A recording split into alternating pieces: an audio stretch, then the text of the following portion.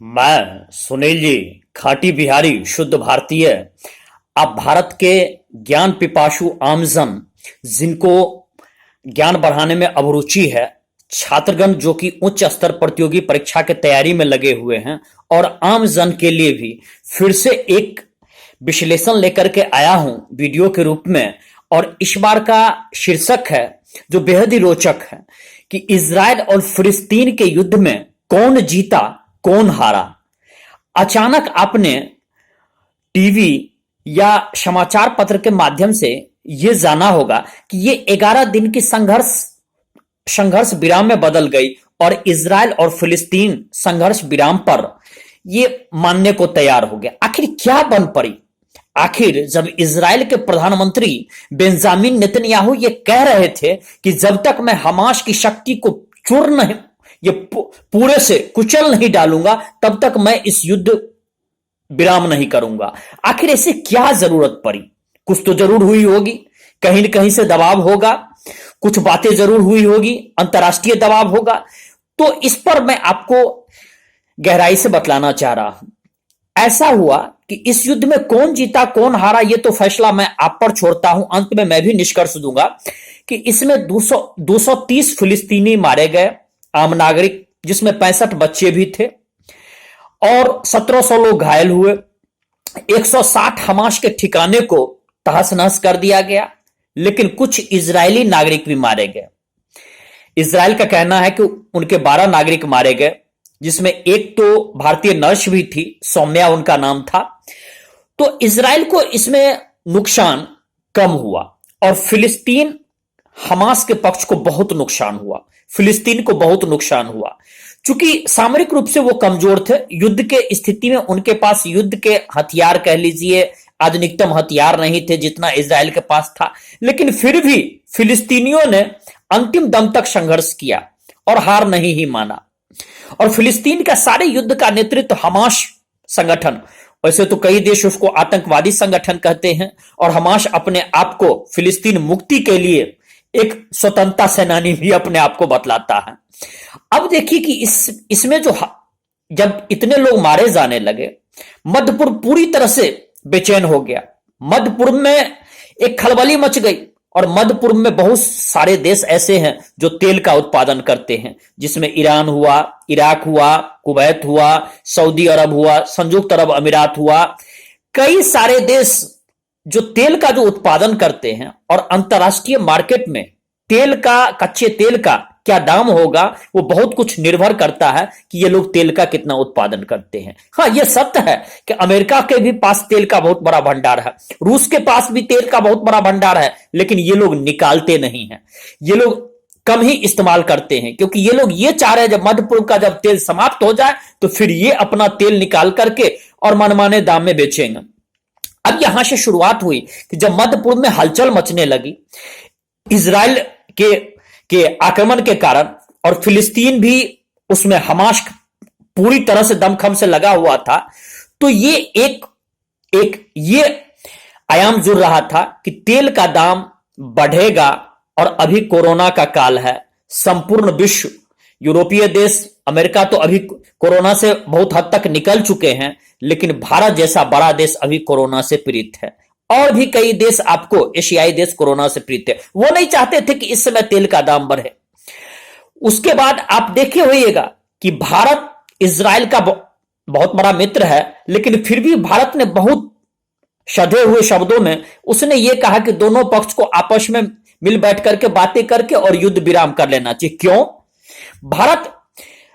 Bharat Israel का खुल करके इसलिए समर्थन नहीं किया, जबकि अप्रत्यक्ष रूप से भारत भी आतंकवाद से पीड़ित है, भारत के भी कुछ क्षेत्र अलगाव से पीड़ित हैं, कश्मीर के मुद्दा पर भारत भी परेशान है, और इजराइल बहुत कुछ भारत को देता भी है, हथियार देता है, तकनीक देता है, ज्ञान देता है, और किस तरह से आतंकवाद से निपटे वो भी ज्ञान देता है। लेकिन फिर भी भारत के लिए महत्वपूर्ण क्या था कि भारत इजराइल का खुल के समर्थन करके, और अन्य देशों को जो तेल इसको भारत को भेजते हैं उसको नाराज नहीं करना चाहता था।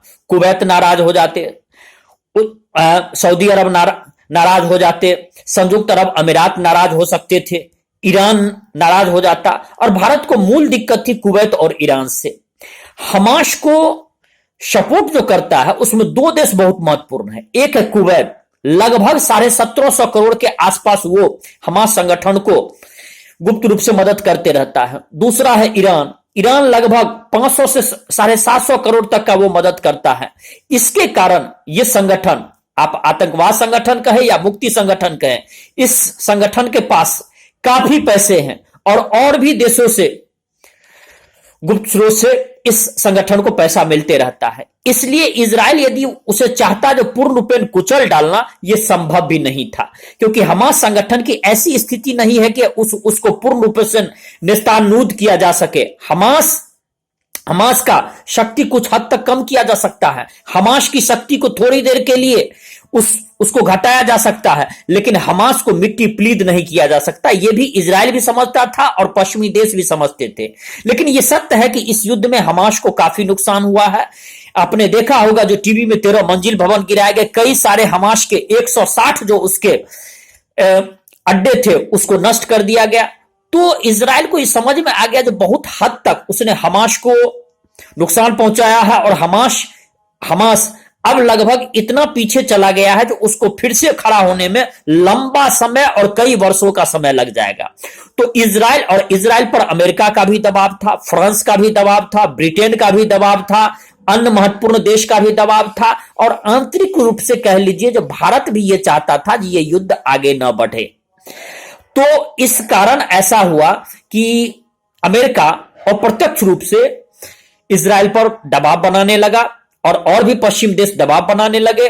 परिणाम हुआ कि बेंजामिन नेतन्याहू भी इस युद्ध को आगे बढ़ाने के पक्ष में नहीं थे, क्योंकि हमास भी जितना रॉकेट दागता था, भले 90% आयरन डोम उसकी प्रक्षेपास्त्र प्रणाली थी उसे नष्ट तो कर देता था, लेकिन 10% उसके अंदर गिर जाते थे। और यह भी इजराइल अभी हाल फिलहाल में कोरोना से निकला है, विकास की तेज गति से आगे बढ़ रहा था, और वो भी नहीं चाहता था कि युद्ध की विभीषिका में जाकर के अपनी परिस्थिति को वो फिर से बैक पीछे हो जाए। और एक सबसे बड़ा महत्वपूर्ण कारण यह था कि कोरोना पीरियड में, जिसको हम कह सकते हैं कि कोरोना फैलाया चीन, ये कोई छुपी हुई बात नहीं है, वुहान से ये फैला, और ये चीन के पास अब न जाने चाहे उसके पास कोई गुप्त दवा हो या कोई दवा जो विश्व को बतला नहीं रहा है, चाहे वो किसी अन्य माध्यम से कोरोना को कंट्रोल कर लिया। अभी चीन लगभग 18% का जीडीपी उसका बढ़ रहा है, तो विश्व में इतनी तेजी से बढ़ रहा है जो अमेरिका भी चकित है और अन्य पश्चिम देश भी चकित हैं।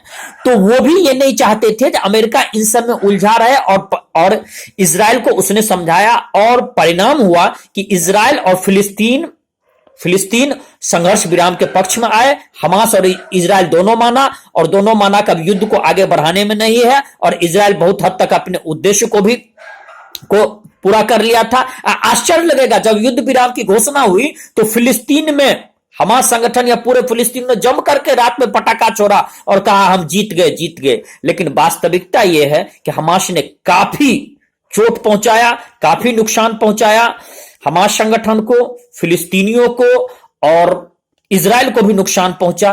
तो ये जीत और हार में निष्कर्ष मैं यही कहूंगा कि न इजराइल जीता, न फिलिस्तीन हारा, न फिलिस्तीन जीता, इजराइल हारा। सिर्फ परिस्थितियों के कारण यह संघर्ष विराम लाया गया, जो कि पूरे विश्व के राजनीति के लिए महत्वपूर्ण थी, और हमास को भी समाप्त नहीं किया जा सका, और हमास अपने आप को फिलिस्तीन का रहनुमा मानता है। और फिर देखिएगा जो कुवैत और ईरान इसको फिर से अप्रत्यक्ष रूप से इसको धन दे करके फिर से हमास को संगठन को पुनर्जीवित कर लेगा, और ये मध्य पूर्व की जो ये समस्या है ये चलती रहेगी। अभी तात्कालिक इसका हल हो गया। मैं सुनील जी खाटी बिहारी आपसे यही इजाजत ले रहा हूं। जय बिहार, जय भारत।